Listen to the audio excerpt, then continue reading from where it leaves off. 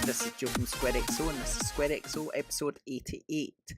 Today I'm joined by Becca, or I'll call Rebecca. I'm going to find it quite hard to call you Becca, but I'll get used to it.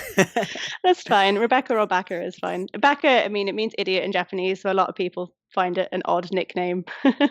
I don't know Japanese, so I don't feel like I'm offending you when I call you. That's all right. And Lloyd's here too.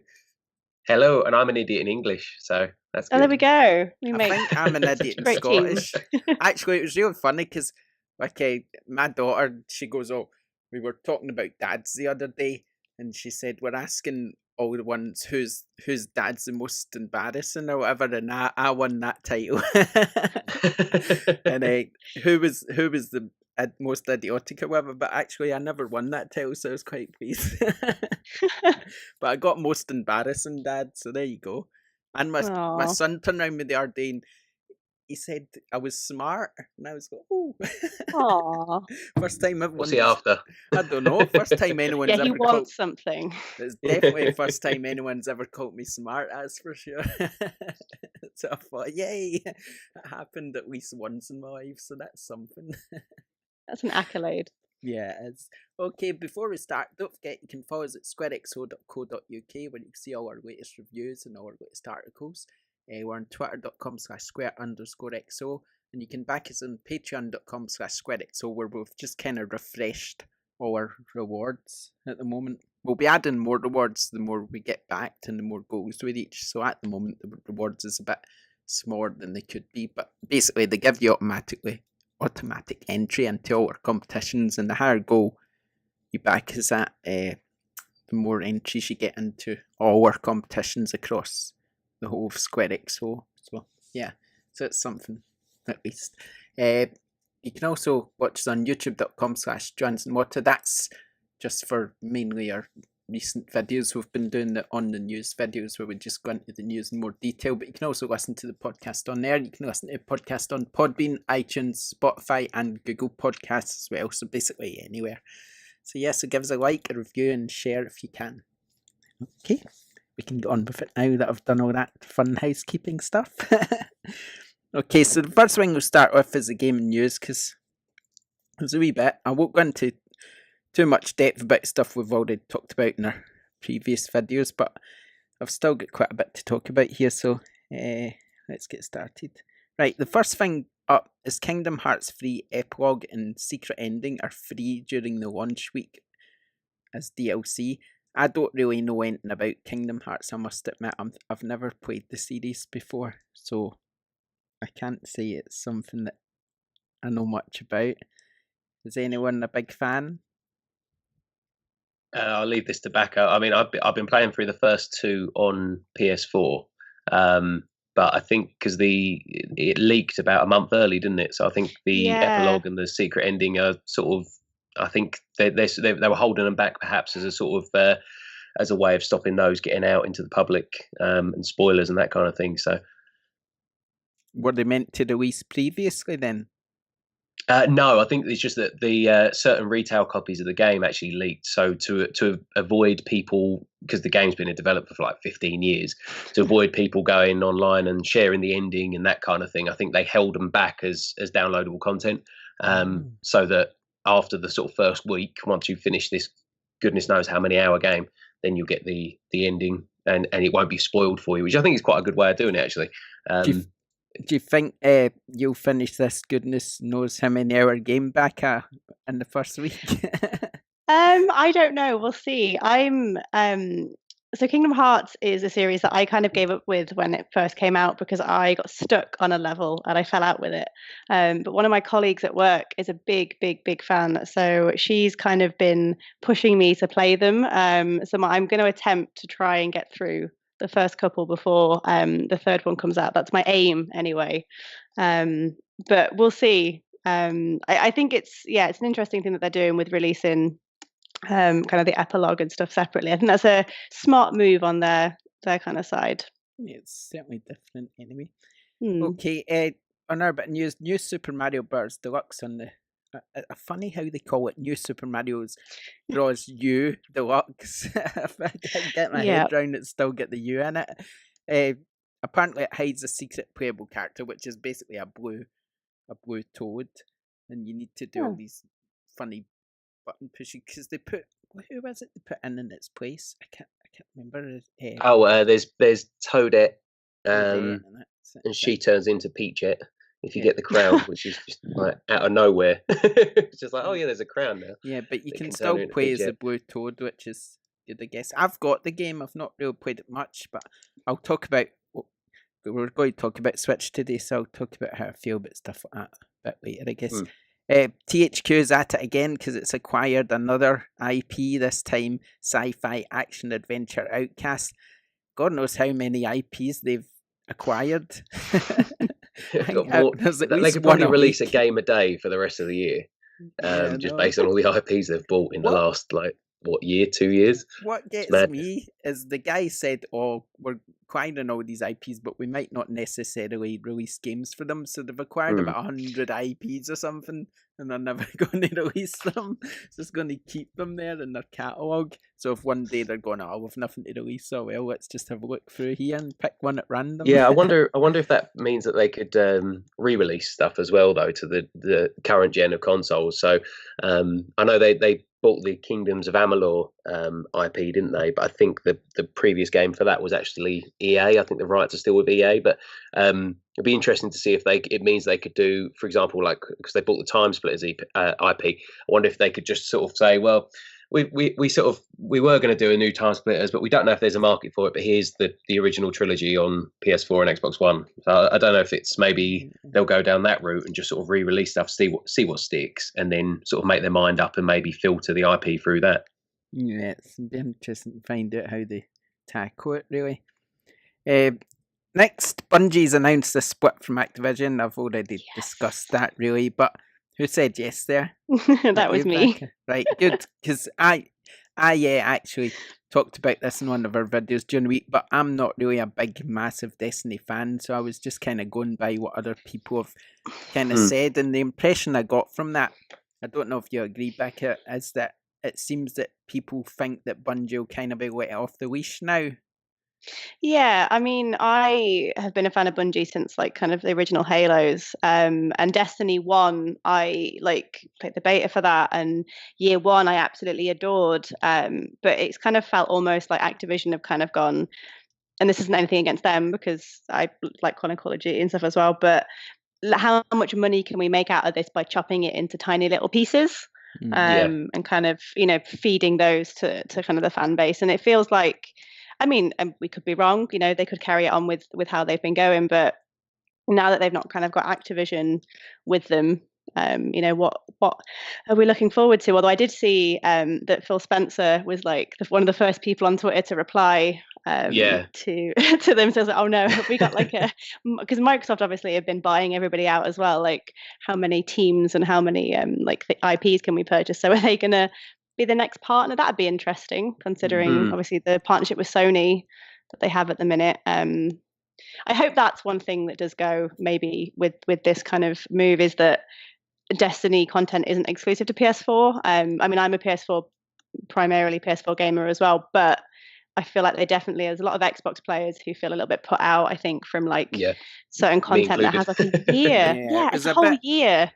It was a bit like the last gen when stuff was exclusive to Xbox 360. It was a bit annoying. Yeah, but that tended to be for like a month or so. But with Destiny, there's still Destiny 1 DLC that didn't land on Xbox until Destiny 2 was out, which is just insane. That was ridiculous. I don't know if I don't know if either of you have read Jason Schreier's Blood, Sweat and Pixels, but he goes into the sort of the pre-Destiny kind of negotiations between Bungie and Activision. And from what I understand from reading that and from various other sort of sources, there was a bit of a kind of friction already before Destiny 1 even launched. And then last year when Destiny 2 released its Forsaken expansion, Activision in an investor call said that it didn't sell or it didn't make as much money as they were hoping, and sort of really threw it under the bus a bit to the point where the Bungie came out and said, well, actually, no, we were really proud of it. So I think this has been brewing for a while, and hopefully it will sort of release Bungie from the shackles of that kind of annualized release cadence. And as Becca said, hopefully if there is a Destiny free, it's not chopped up into, season passes, annual passes, the big expansion a year after that fixes the game. Hopefully it gives them enough time to sort of focus on the vision they want to create, because Destiny is an interesting sort of creature in that it is constantly evolving, regardless of expansions and that kind of thing. But it could definitely do with a shot in the arm, I think. And I've seen a lot of people online saying that they're looking at checking Destiny out again now that Activision aren't involved, which is a bit crazy. One of the statements that stood out for me was that Activision are now going to focus on their own IPs, and I said during my video, right? So that's Call of Duty and what I don't know what else to say. I mean, it's Activision Blizzard, isn't it? Yeah. So they've got Blizzard as well, but from what I understand, there's a bit of a fractious relationship with Blizzard now between Activision but it's and not really Blizzard. their IP. Blizzard, it's kind of a separate entity. So what else is their IP if you don't count that? I mean, you get Crash maybe and Spyro. I mean, they publish a lot, but they don't make anything. There's that's kind of they bankroll other people's projects. They dropped Guitar Hero, they dropped Skylanders, so that's the sort of the stuff that was making them quite a lot of money, because it was that whole Toys to Life, and we had obviously that Guitar Hero rush where everyone had 24 classic instruments in their lounge. They've surely got something else brewing. They must have, really. I wonder if we might see a more persistent sort of Call of Duty that maybe focuses more on character progression, or maybe they spin off Blackout into its own thing. It's been doing really well on streams and that kind of thing. It'd be interesting to see. I think it's going to be a big year for Activision, actually. To be fair to them, though, they always seem to do all right and make some money. So I mean, whatever they're doing, they're doing right. Even without a campaign, outsold Red Dead, didn't it? And in the first month and that kind of thing. So. Yeah, it's always they're always going to be a juggernaut, Activision, but it's I suppose it's where they put their money now. Okay, right. Next, Ultimate Marvel vs. Capcom 3 is a surprise launch on Xbox Games Pass, so that's good for those who like those fighters. Fox has said more Alien games are coming amid the mobile backlash, because there was they made this big deal about an Alien game coming out, and then it's got a mobile game. Everyone's got, so apparently there's games coming, so that'll be interesting. Yoshi's Crafted World and Kirby's Extra Yarn are both coming out in March for the Switch. Are these? I guess Crafted World's apparently a new game. I guess Epic Yarn's kind of like. I think I could be wrong. I think Epic Yarn is a port from a 3DS title potentially, or maybe a Wii U one, but Crafted World is definitely a new one. But I wonder, because a lot of people were hoping that we'd get Animal Crossing in spring. Please. Yeah, I feel like that's probably getting kicked down the road now, and you're probably looking at that maybe summer. I can't see them bringing out 3 first-party games in that sort of short spring window. So it's gonna be interesting. I'm looking forward to playing a Yoshi game. I've never played a Yoshi game. I mean, we'll get onto that later, I know, but I think I played did I play on the? I don't even know if I played the Wii U one. I don't remember. Can't remember. I know I played something on the Wii U. I don't think it was that. I think it was a Captain Toad game or something. The one I'm thinking of, maybe. Don't know. They all kind of merge into one. Yeah, they do a bit. They do a bit, yeah. The Resident Evil remake demo lasts just 30 minutes. We talked about that earlier, didn't we, briefly? And then it's gone forever. Apparently there's a way around it to keep it or something. Yeah, I think there's some sort of fandangling you can do about different user accounts and that kind of thing. But what I do know is that when you finish it, it just sort of cuts out. There's no it just sort of fades to black, and it's like boom, that's it. So whatever you were doing at that time is done. I've not played it because I'm a bit scaredy cat, so it's like I don't know if I want to play so am I. And I don't want to say too much back, because I know we want to get through the news, and also I know Backer's hopefully going to play it tonight or something like that, or soon. I went from I like Resident Evil. I think the only one I've ever finished was Resident Evil 3 on PS1. I like Resident Evil fine. This demo made me want to buy it day one. Wow. Really, really impressed me. Graphically, it looks great. The puzzles are fairly smart, not too obtuse as they can be in the past. But yeah, it was excellent. And it was kind of it was the first zombie game I've played in a long time that gave me the sort of the fear of walking down that corridor and not knowing what's around the corner. And I loved that. So yeah, I think I might pick that one up. Okay, couple more bits of news. This Devil May Cry's getting a second demo next month, and apparently it's coming to PS4 this time. So it wasn't on hope PS4 so. last time. So yeah, so that'll be fun. And then finally, just something I got from the Switch. Actually, it was just on the news section of the Switch, and it just shows the 21 most played games on the Switch at the moment, and I found it quite interesting because number one's Fortnite. Yeah. It surprised me actually. Number two is Legend of Zelda, which again surprised me because I didn't expect that to be number two now after all this time. That's a hell of a game, though. It is good. Yeah, is this cumulatively from the Switch's launch, do you reckon, or is it just in the last year? Or I don't know. It just says it's the most played games.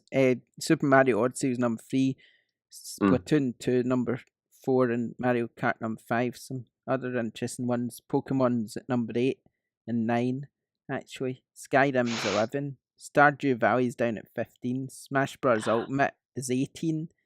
And it surprised me. Yeah, that makes me think then it's probably for the whole sort of year, almost 2 years that Switch has been out then. Because I don't know about you guys, I've played so much Smash over Christmas that my fingers hurt.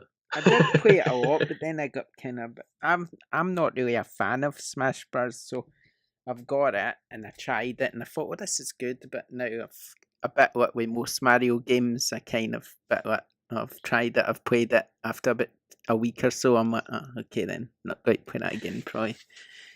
I'm a little bit sorry. That's all right. Go ahead.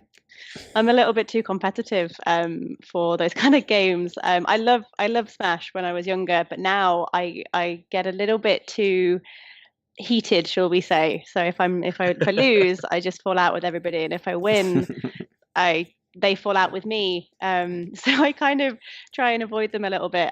But I've seen a lot of really good things, and I think maybe will be one I will probably pick up at some point and then play it. When you do, then I'm not playing you online. Yeah, probably not a great idea. This is kind of a little story of how bad I am. I went to my dad's for dinner the other day, and my stepbrother was playing Mario Kart and asked if I wanted to play with him. He's 10, so I was like, I'll let him win. You know, he's a 10-year-old. And we were like the second lap in, and he went, "Oh, I'm winning," and like rubbed it in my face, and I was like, no, can't have any of that, and I ended up beating him. So that's the kind of gamer that I am. Well, I'm a bit like that with football. If I'm watching Rangers v Celtic and anyone's in the room, they'll leave because it's just not good. It's not a good scene. Oh dear. So yeah, but I don't know if I do it with games. I'm not sure. We're passionate. That's it. That's all. It's just a positive spin on it. Yeah, it's just passion. That's acceptable. I think it's better than some disgusting language came out of my mouth when Arsenal played West Ham yesterday. But yeah, I'll leave that off the podcast. Well, it's there now. Okay, right, time to move on to our topic then. And today we're just going to be talking about the Switch. Lloyd wrote an article during the week about how he loves the Switch now. But we got to be balanced, so we've got to talk about why it's good and why it's bad as well. So we'll start. You got a Switch, Becca? I have. I had one. I got one day one. And I wasn't going to. I will admit to that. They announced it, and I went, "Ugh, oh no! It's another Nintendo gimmicky console thing." Yeah, same here. And I had a Wii. Didn't have a Wii U. Because nothing really interested me. And it was Breath of the Wild actually. I think the reviews came out like the day before, and I was like, okay, I'm a big Zelda fan. Always loved the Zelda titles on the previous consoles, and I kind of thought, you know what? I'll buy one, fine. I'll buy one for Zelda. And I fell in love with it. I have put in several hundred hours onto Breath of the Wild and don't regret a minute of it. It's just, yeah. So I kind of went from kind of going, oh, it's a bit of a naff console to, no, I think it is. It deserves all the kind of praise that it gets. I do love my Switch. Yeah, so was it Zelda exclusively that pulled you into the Switch? Yeah, I mean, since then I've played other games and there have been other things that I've enjoyed, but it was purely that kind of that was your reason for buying it. Okay, because I'm a big fan of the Zelda kind of franchise, so like Majora's Mask and stuff. And initially with Breath of the Wild, I was like, that's too different. I won't enjoy it. And the first hour, I will admit, with Breath of the Wild, I kind of was going, ooh, I'm not sure about this, because it was so different to the previous titles. But then after you kind of got past that and you were like, no, I can go where I want, I can do what I want, and then you just kind of explore it. Just kind of took off from there. And yeah, even going back now, just the little, even like the jingle from when you're cooking, the little noise that it makes, and the little dance the guy with the Korok seeds does, all of it is just fantastic. I love it. Yeah, I remember that as well. There was certain little bits when I was playing the game that would just make me think, "Oh, that's good." Yeah, I was going to say, it's weird how there's not so much a soundtrack to that game as just sort of musical cues, but it's all so beautiful. And just like little things like when you pick up an item and you get that and that kind of thing. So yeah, I had actually never played a Zelda game. So yeah, because I'd never owned a Nintendo system other than Game Boy. Various Game Boys. I never owned a DS or a 3DS or anything like that. And I bought the Switch basically for Breath of the Wild, but from sounds of things, Becca, like you, I sort of started playing and the first hour really turned me off. And I was like, oh, I don't know if I'll go back to it. So it basically just became my Mario Kart machine. So when I had friends over and that kind of thing. And then I can't quite pinpoint the exact reason for jumping in, but I think it was something to do with playing Smash Brothers. Smash Brothers is essentially a museum, not just for Nintendo, but for video games history. You've got various things, and it's not just the characters; it's the stages, it's the assist trophies, and all that. And I fell in love with Smash over Christmas, and I thought, you know what? I've still got Breath of the Wild. I'm gonna play it, and I jumped in probably a couple of weeks ago, and I love it. I don't know what turned me off before. I don't know if it's because your weapons break. I don't know if it's because it is quite a hard game. Especially when you start off and you've only got 3 hearts. And I don't know if it's maybe because I'd never played a Zelda game, so I didn't have that sort of enthusiasm for the franchise. But I sort of fell in love with it actually in the last couple of weeks, and that's what sort of led me to write the article that Joe alluded to earlier. Was I just wondered what you guys' thoughts were on the Switch, because since playing Smash, I've kind of gone, I'd really love to play a Metroid game, or I'd really love to play this, I'd really love to play that, and I've got a fair number of the big games on the Switch. I'm still working my way through Pokemon Let's Go. I finished Super Mario Odyssey, and just I'm in love with the Switch as a system, be it for the first party, be it for the indies, and as Joe sort of alluded to as well, there are some definite shortcomings of the system. I mean, online play isn't great. But I'm just in love with it, and it goes everywhere with me at the moment. See, I don't really have an affiliation to the system, but as in, I'm not really a fan of Mario. I don't really like Mario. I've Metroid. I've not really played Star Fox. I've played a bit of Split. I've never really had this Nintendo growing up. I was always the other side, like Sega and Sony. So Smash Bros. To me, although it's got all these stages and stuff, it doesn't sort of fill me with joy or anything, because it's not something I'm really bored about the characters.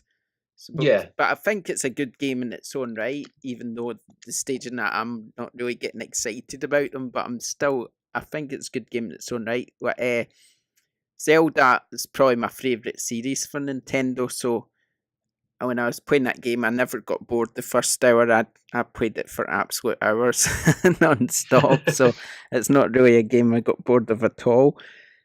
Games that have stuck out for me, now I really like Stardew Valley, but I played that a hell of a lot on PlayStation 4 before I even got it on Switch. So that's actually on my pile of shame on the Switch. Please play it. Oh my gosh. Golf Story as well. Have you played Golf Story, Becca? That's good as well. I haven't, no. Oh, that's cracking. That's actually on sale on the eShop at the moment, I believe, for about £7. It's a bit like Stardew Valley, but it's really, really good. It's excellent. Okay. Also, what are the ones that stick out for me? I'm trying to find. We played Outrun the other day because it's just kind of the nostalgia, and it's just kind of so it's still a bit 2D pixelated and stuff, but it's just got to remember it. It's so good. Really. Yeah, I mean, I've been using the Switch as my indie machine. I don't know if you're the same, Becca. I mean, for all these big Nintendo franchises, they don't come out every month, but there's so many games that land on the Switch in sort of the interim. And I wrote a review for SquareXO on Into the Breach, which was one of my favorite games of last year. I actually gave that a 10 out of 10. That is one of the best games I've played probably in the last 5 years or so. Well, there's certainly plenty of good indie games, but the thing I don't like is all these games coming out that have been out years ago. That's what's kind of annoys me about Switch, of people doing the quick cash in. Like, what was that one that was announced the other day? Dragon's Dogma. Yeah, Dragon's Dogma, which first came out in 2012, I think. And then you've got quite a lot. It's obviously Skyrim, Doom, and all that. I mean, it's great they're all coming to the system, but kind of I think when you look at it though, there's a lot of people that, because they perhaps they are because almost the opposite of us, Joe, where they only had Nintendo growing up. They're probably looking at that and they've not played Doom or any of those games. So I mean, I will double dip probably eventually and buy Skyrim for this sixth or seventh time on the Switch, just because I want to be able to go on the train and just play Skyrim. Yeah, but it makes you wonder, like, I mean, they bring out all these older games, but it makes you wonder why no third parties really bring out games day and date with the other third party games. Is the Switch not able to handle it or something? So you've got all these games coming out in PS4 and Xbox One. And I think we'll probably see. I do think, because I mean, Mortal Kombat 11 has been announced to be day and date between the Switch and the PS4 and Xbox One version, so that's quite interesting. Bethesda seem to have a real big push for sort of parity. Wolfenstein was ported quite soon after the Xbox versions, that kind of thing. Doesn't run as well, and playing it in docked mode, it runs better. But at that point, you sort of ask the question, well, why wouldn't you just buy it on the other console? But then I suppose we're quite lucky in that we can play on multiple consoles and that kind of thing. I don't know about you guys, but I prefer playing the Switch on the handheld mode than I do on the TV. I played nearly all of Zelda on the handheld mode. What about you, Becca? What jinx best? I think it depends. So for me, Zelda, I played that in almost entirely docked on my TV. I was kind of surprised actually, because I was thinking, I played it initially handheld and thought it's not going to translate particularly well to the television. And I was kind of shocked by how well it did. But then stuff like Stardew Valley, that was pretty much all handheld because I played that like traveling quite a lot. So I think for me, it depends on the title. Like Gris, which was a title that I reviewed at the end of last year for SquareXO, which, by the way, if nobody's played it, you really need to. It's just phenomenal. That I played a bit of both, but I think I tend to prefer docked. I just like a bigger screen, but that's probably just kind of personal preference.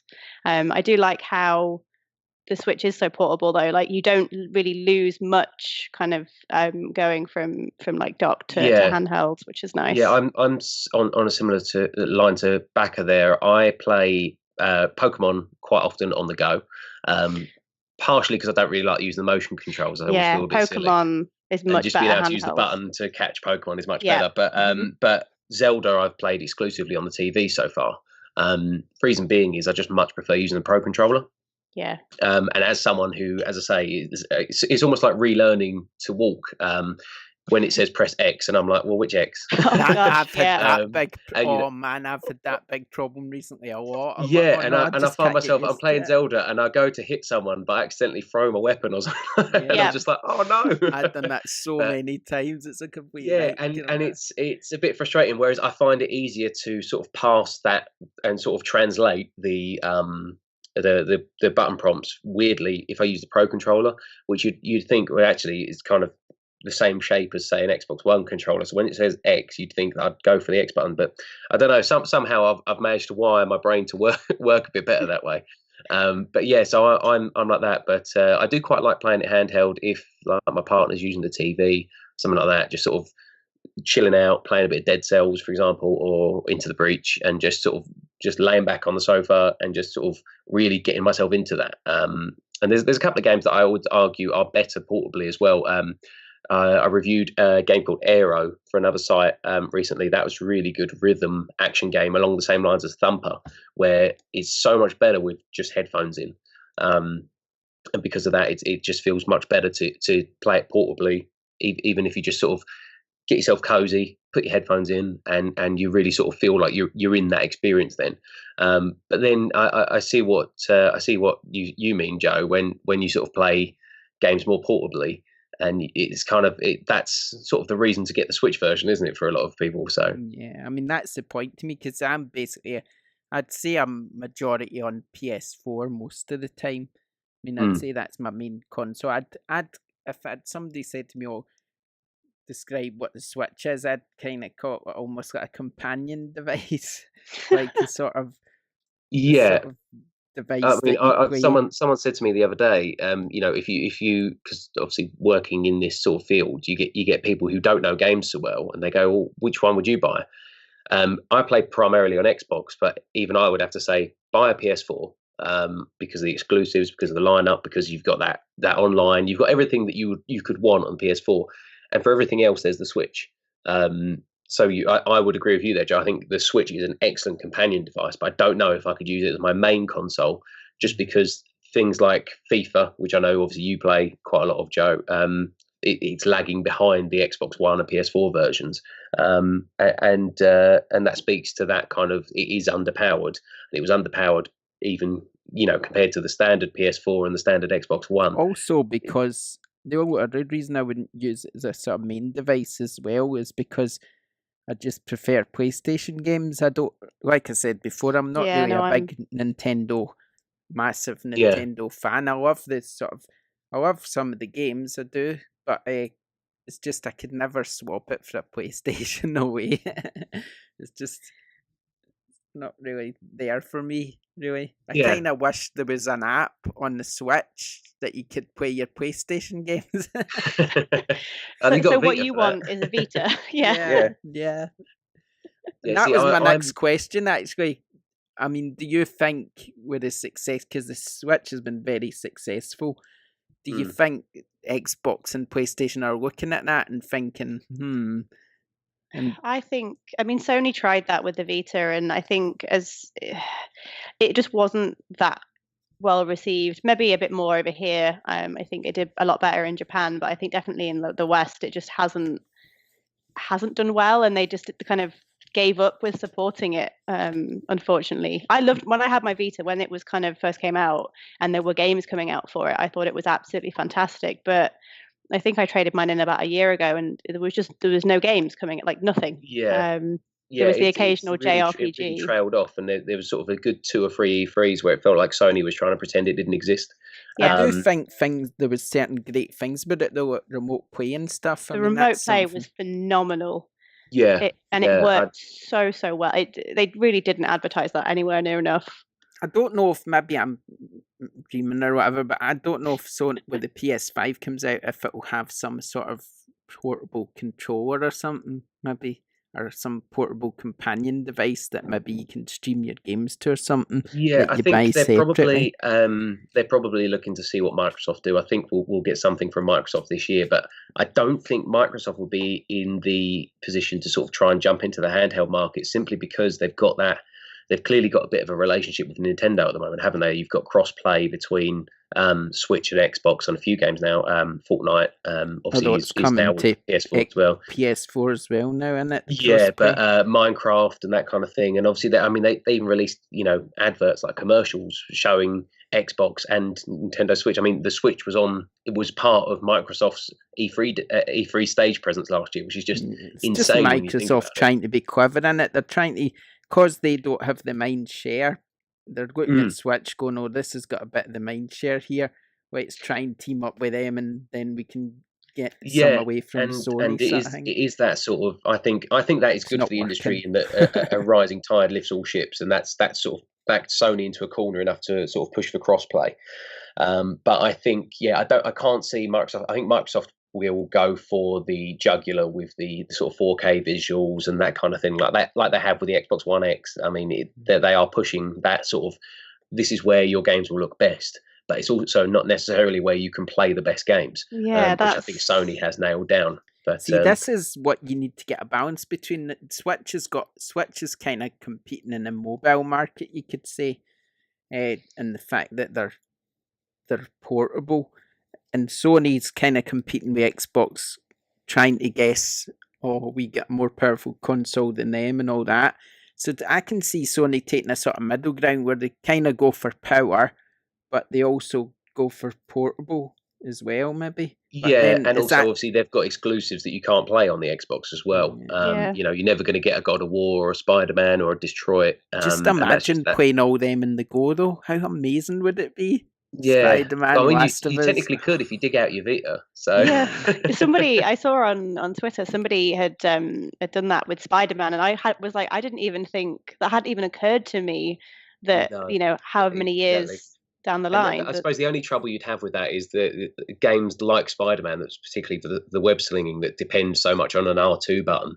You might Yeah. sort of have a bit of but I suppose you could rejig the controls in theory and move that to R1, say.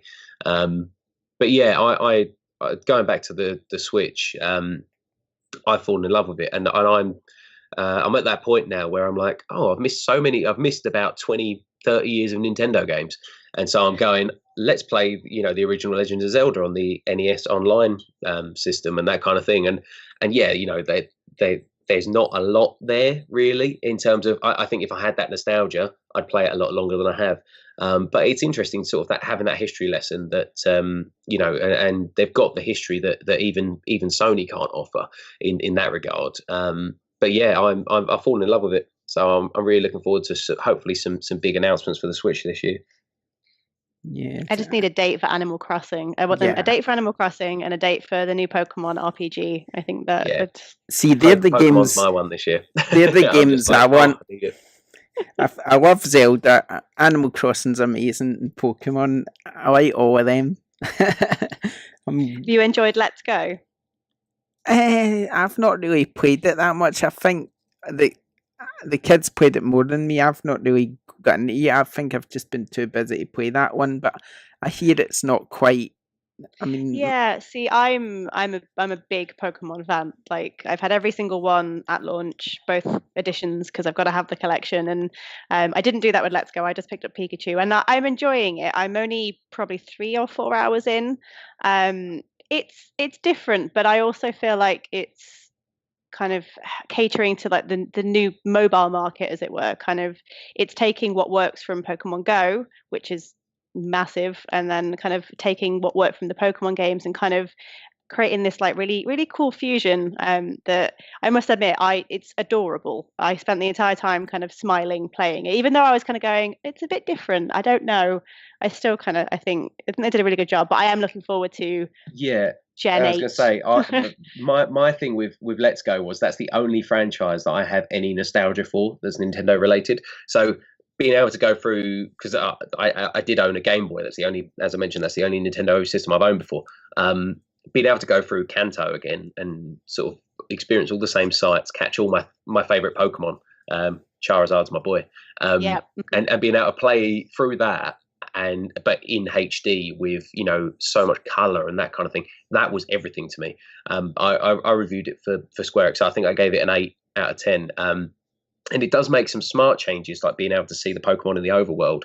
But also, I just could not quite click with that new catching mechanic. So, but as you say, Becca, I think between the two, between those two trains of thought, between the old school and Let's Go, I think we could get a really interesting Pokemon game this year.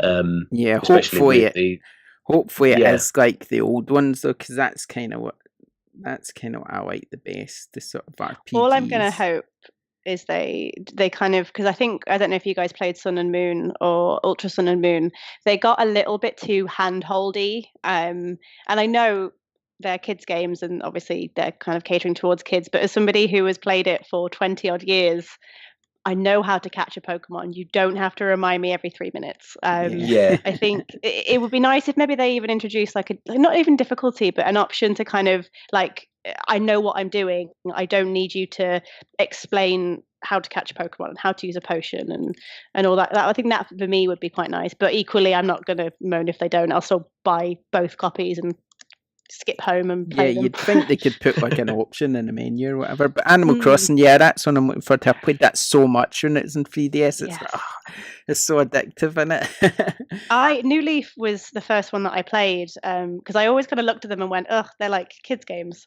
And when I was a little bit younger, I was very naive, and I played. That was the first one I played, and me too, I adore it. It's amazing. Yeah, that was the first one I played too. I think Taryn, my daughter, she was playing it actually, and she goes, "Oh, can you just help me with this bit or whatever?" So I helped her, and it's like I had to put it down after that. It was so fun. Anyway, I know. okay, right. So there's our thoughts on the Switch. We'll move on now. I think. Now we usually play a wee game or something, but I'm not very organised, so we're not going to do that this week. But generally, we've got all sorts of games back. It's terrible. Oh no. But we've not got one organised next week. We're trying to. Okay, I will look forward to that. If you have me back, of course. I look forward Yeah, to of that. course you'll be back. Of course you will. You're stuck with us now, I'm afraid. Oh no. Oh God. What have I done? Okay, so right, given that, we'll just go talk about what's coming up quickly in the next few weeks because there's not really that much coming out, and then we'll just have a quick chat about what we've been playing before we wrap up. So the games that's coming out in the next couple of weeks. Wait there, actually, I'm doing it wrong, isn't I? I'm doing it wrong. We don't do that anymore. That's our old way of doing it. We talk about the drop now. I didn't want to we? say anything, but I was like, "Oh, okay, throwback." We just, yeah, no, I'm obviously out of practice here. Yeah, so we're just going to talk about what's coming out next week then on PlayStation, and because that's what we do now, isn't it? We don't. We did have a game where we would read out these descriptions from the drop on the PlayStation and then give them a rating out of 10, even though we don't know anything about them. So we basically just rated them out of 10 based on their titles. But we don't do that anymore. That's old school, that one. Okay, so coming out and next week on the PlayStation is Ace Combat 7 Skies Unknown. Everyone knows what this is. It's a sort of pilot game from Bandai Namco, as they're called now, where you're an ace pilot soaring through the skies with full 360 degrees movement, and apparently it's in VR as well, isn't it? It is. It's got full VR compatibility, which is going to be kind of cool. I think not for me. I would nope out on that one. But I think it's the amount of people that want this have wanted this game kind of on console for a long time, and they're finally doing it, which I think is cool. Yeah, I'm reviewing that one for someone else, but I don't have VR, and I feel like I'm only going to get half the experience, which kind of I'm a bit gutted actually because I'd love to play that in VR. I'd probably vomit all over myself. Yeah, I was going to say that would be the reason I would not. I think it'd be so much fun. So yeah, I'm still trying to work on possibly getting myself a PlayStation VR when the next sales come in. So someone said if you take travel sickness pills before you play VR, you won't be sick. Pro tip there. One thing that I can't really do the flying one, just make me feel ill anyway, but like is easing yourself into it is a big thing. Like the amount of people that I know that would jump in and play it for an hour and then be like, oh, I feel really poorly, and you're like, well, you've just started. Yeah, of course you are. Yeah, it's like going on a roller coaster for 3 hours the first time you've been on a roller coaster. You're not going to feel great. Yeah, no, it's a bit too much. Okay, what else coming out?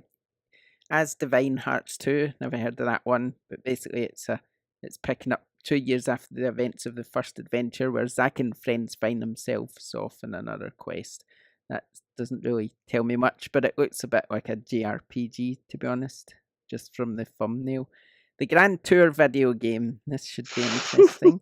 Ever wish you got behind the wheel with Clarkson, Hammond and May from the Grand Tour? One moment you're watching a host attempt some questionable antics, the next you're at the wheel yourself. Same car, same location, same chance to make a massive mess of it. One thing I found interesting about this game is I've been watching the trailers for it, trying to get a hint of the gameplay, and in all the trailers it just focuses on them. It never really shows you the game, which makes me think might it's tell you probably everything terrible. You need to know, really. Yeah. I've not got a lot of hope for that one, I have to say, but you never know. Game of the year. What it could be. We're trying to get a code for it, so we'll see if we get one. We'll give it a review. It's made by Amazon Game Studios, so you never know. Holy Potatoes, We're in Space. That's not a statement, by the way. That's the name of the game, and it's I don't even want to read the description, but basically you're in space. That's it. I'm moving on. Kingdom of Blades. This looks almost like a mobile game from the thumbnail. You play as a frontline warrior in Free Kingdom period of China with nothing to depend on but your sword and your courage. You slash your way through hordes of enemies and face off against the most famous generals on your path to fame and glory. I've noticed in a lot of these games reading this drop as we have been doing that a lot of them are mobile games that are coming to console digitally. And I think that's the same with Switch as well, isn't it? A lot of the games have been on mobile before they hit the just Switch. seem to get a lot of releases on mobile, and now Switch is kind of having that problem of how does the cream rise to the top when you get God knows how many games release every week. I just remembered that, I don't know if it's out yet, but I just remembered Game Dev Stories coming to the Switch. Oh, yeah. Oh, it's so good. It's a mobile game, but oh my god, is that the most addictive game you've ever played or what? I don't know if any of you have ever played Game Dev Story. I haven't. I feel like I'm missing out. It's so good. It reminds me of these old school games, but you just basically make your own game, and I think, for what I remember, you try and get it up the charts and stuff and make money for your studio. Yeah, I haven't played it, but I'm kind of intrigued because I know they put some pirate protection in there where if you're playing it and you're playing a pirated copy, your game in the game gets pirated, and therefore you can't possibly win. It's a really cracking game. I highly recommend it. I think that'll be fun to play on Switch. I think that's one I'll keep playing. I'll just get addicted to it all over again. Onimusha Warlords is coming out. Capcom's riveting samurai adventure returns. This version includes the original game's intense swordplay and dramatic revenge story, plus improved controls, widescreen display, new soundtrack and more. I think we're reviewing this one actually. So yeah, we'll see what that's like soon. Panda Hero. I saw the kind of thumbnail thing for that, and it just looks. I feel like I need that game in my life. I was going to say, you had me at Panda. Yeah. Yeah. He looks like a sort of athlete with his red. He looks a bit like Karate Kid Panda. Really. Yeah. I have no idea what the game was about, but I feel like I need it anyway. Release the panda and you take on the role of Mighty Panda and tread your path. Skillfully dodge your the panda in me has been waiting to get out for ages, so that's perfect. And sweep aside creatures in your way. So basically you're just a mad panda who goes down kicking people. So yeah. Planet Risk 13 is a 2D classic adventure with pixel art graphics. You're a pilot of a spacecraft that is exploring worlds potentially suitable for life. After losing control of the ship and making an emergency landing, it quickly becomes clear that you are not the first person on this planet. That could be quite interesting. I think we're reviewing that one as well, actually, from what I remember. Resident Evil 2 demo, we've already talked about that. Smoke and Sacrifice is another game coming out where you're a mother forced to give up on her son, an adventure in a grotesque underworld and a quest that will lead her to a darker truth. Sounds interesting. That sounds cheerful, doesn't it? Yeah, you can kind of get from the description if it's going to be a decent game or not, can't you? Sometimes it's just got they've just got the intern to write it or something. Just write that, will you? Doesn't matter what people think of it. Vane. Right. This is one Back is interested in. And Around Desert. Sorry, what was that? Sorry, no, it looks amazing. It looks just like visually stunning. I'm very into my like visually stunning indie games, and this one kind of ticks that box, like a big black tick. Yeah, it does look nice. You're in a ruined desert. A strange golden dust has transformed a free-spirited bird into a determined young child, setting off a chain of events that will reshape the world itself. It's from the same team behind the Friends and Foe games. Can't say I've played them, but I don't know. Has anyone played them, Friends and Foe games? Can't say I have. Couple more. The Walking Dead, the final season, episode 3, is finally coming out, which the other Rebecca will be pleased about. She's been waiting that for ages, hasn't she? She's quite excited, I think. And YIIK, or DK, whatever you want to call it, a postmodern RPG, which is kind of a Japanese-style RPG set in the 90s. Sounds strange. But yeah, different. Okay, and that's it. Okay, let's just talk quickly about what we've been playing and then we'll wrap things up. I'll go first because I've not been playing that much. I've been playing Super Smash Bros. I kind of got that just to kind of let the kids play it over Christmas. But they ended up playing the other one I bought for them, Mario Party. And we all Mario Party is good. Yeah, the thing that annoyed me about that was I had to go out and buy 2 more Joy-Cons so we could all play. Yeah. That was annoying. I couldn't find them anywhere. I wanted to buy the that came with the game and the 2 Yeah, controllers that because it's was much cheaper. impossible to get a hold of. Yeah, and I looked everywhere for it before I finally gave in and bought some controllers. But even finding the controllers was a task and a half. Couldn't There's, get I them think, anywhere. just like a countrywide shortage of Joy-Cons at the minute. They're just not anywhere. I think Nintendo need to they're either going to be coming out with a new color or they just haven't made enough. Like one of the two. Yeah, I've noticed them coming back now. There's got yellow ones and neon. I think I ended up getting the red and the blue one, whereas I really wanted the green and the pink. Is it?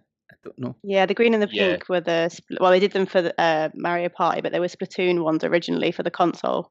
They didn't ever do them on their own, I don't think.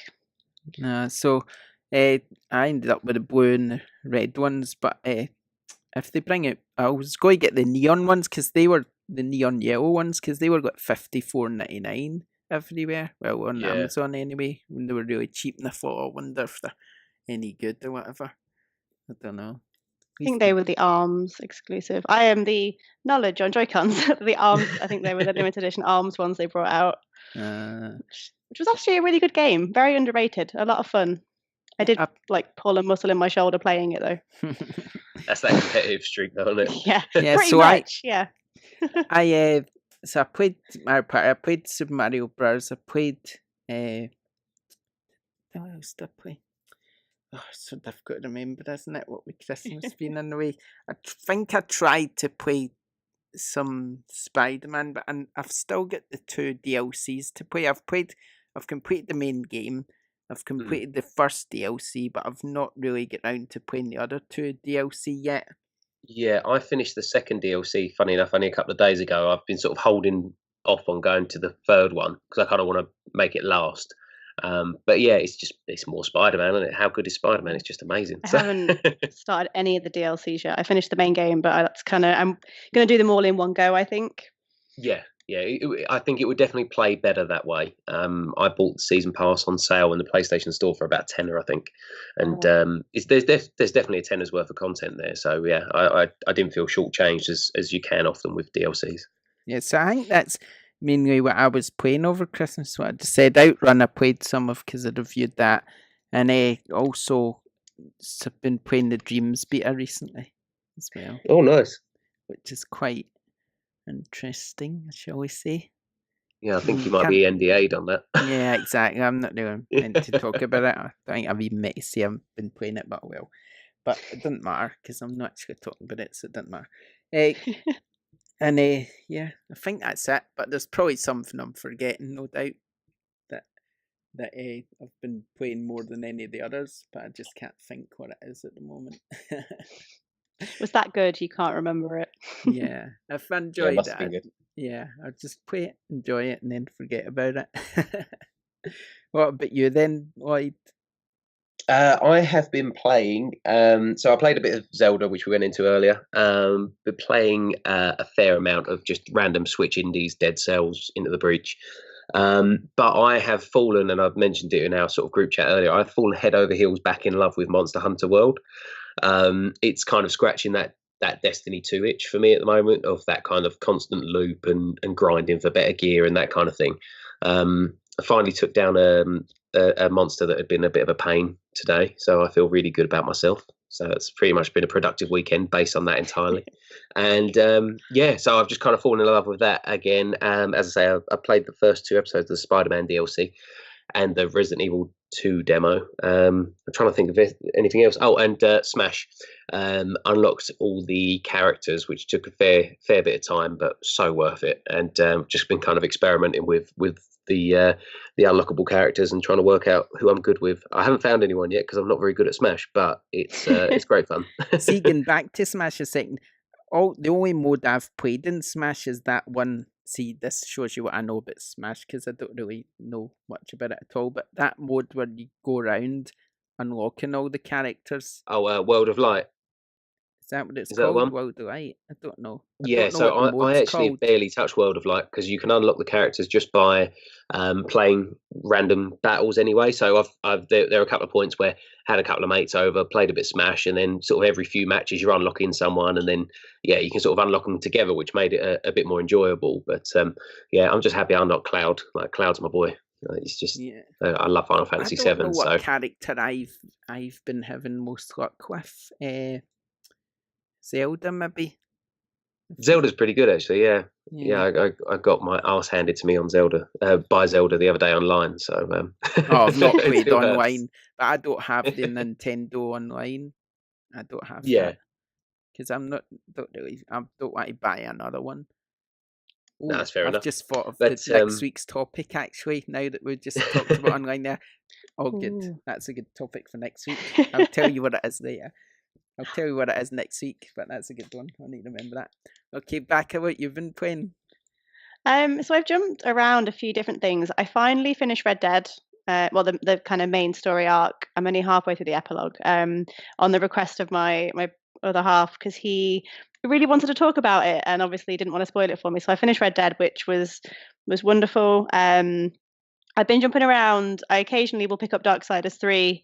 Remember that I'm not really enjoying it that much, and then put it down again. You're talking 'Cause to the biggest fan of the series I ever. know. When your review went out for it, I said to Rebecca, I was like, please, can you text Joe and tell him that he has just taken those words out of my brain? Because I was so unsure if I was just struggling with it. I was like, am I maybe not as good at video games as I thought I was? Or am I misremembering the first two from the series? Because I loved them and I was so excited for 3. I had it pre-ordered, picked it up on day one, and then just it kind of hit me in the face a little bit. And I was like, this isn't kind of what I remembered them being. But I'm kind of glad the rest of the internet agreed that it was a bit different. And I will finish it because I want to finish the story because I think Fury is quite an interesting character.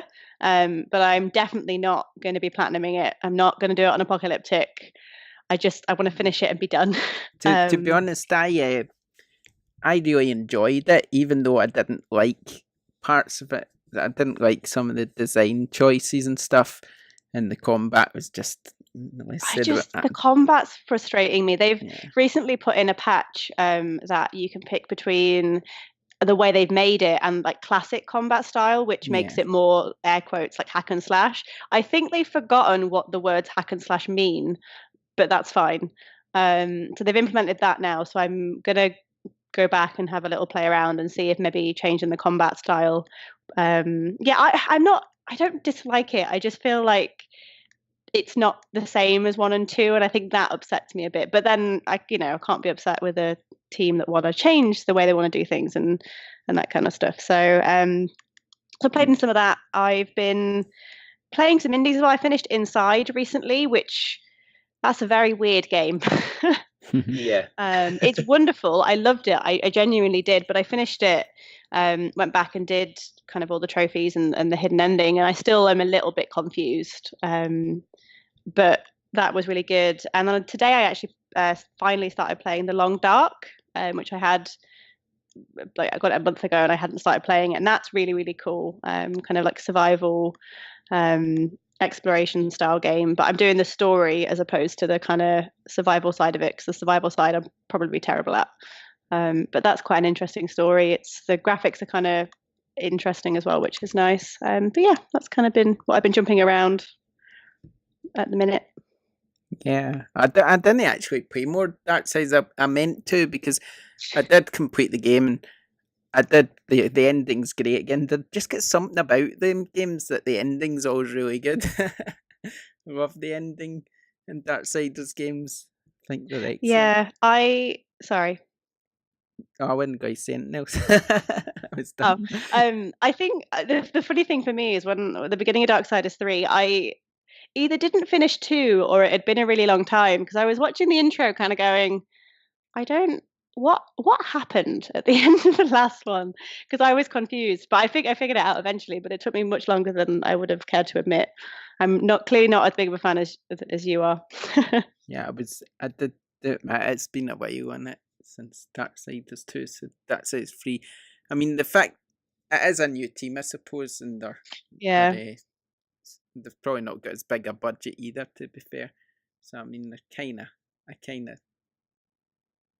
someone said to me, I think, we know what your score will be, so I think everybody's surprised that it was a bit lower than I was surprised, but I was just I knew as soon as I started playing it, I was like, oh dear, here we go. The thing is, in testament to them, they have been doing very regular updates for it, and that shows that they've listened to what everyone said, and they've gone, okay, we're sorry, we'll fix it, and they have done that. So that's always nice. When teams, I still love it anyway. Do you know what I mean? So yeah, I'm sure I will once I get the kind of I think it's the combat, because it's just it feels awkward, and I think I need to maybe get my other half. It's my copy of the game, but he's already finished it. But he is a big fan of like the Soulsborne series. Like he's completed all of them a million times over, so he's maybe a little bit better at kind of dodging than I am, possibly. Yeah, it did take me a while, I have to admit. But okay, I did send them about 4 emails after I'd finished it, telling them everything I thought was wrong with it. Like, I'm sorry, I love you. Please don't hate me. I'm going all of this, and I think you guys great, but I think that's constructive criticism, which I think is always good. Yeah, I thought it felt okay about it. Okay, doke, then that's us. We're wrapping up now. Thanks for making your debut back, huh? Thanks for having me. No problem at all. Like I say, you're coming back all the time now. You're stuck with us now. And Lloyd, thanks again for joining us. I feel like I was a bit of a letdown there. Well, you're stuck with us, didn't you? Yeah. You've already signed the contract. Exactly. Yeah, in blood. He's just accepted it now. This is my fate. Yeah, that's it. And Nick, he had train issues, so he was going to join us today, but unfortunately he couldn't. So he'll be back next week. I've already got the topic in mind, like I say, so that's good. I'm looking forward to finding out what it is. Yeah, and maybe we'll bring back a game. I don't know. Maybe we'll knock our heads. Yeah, no, let's do a game. Yeah, please. Okay. Yeah, okay. Well, I'll try and think of one. I might bring back another one. One of the oldies. I don't know. I'll have a think. Okay then, thanks for joining us, everyone. Please remember to like, subscribe and share, and follow us in all those places I mentioned at the start too. And we'll see you next time. Bye. Bye. Bye.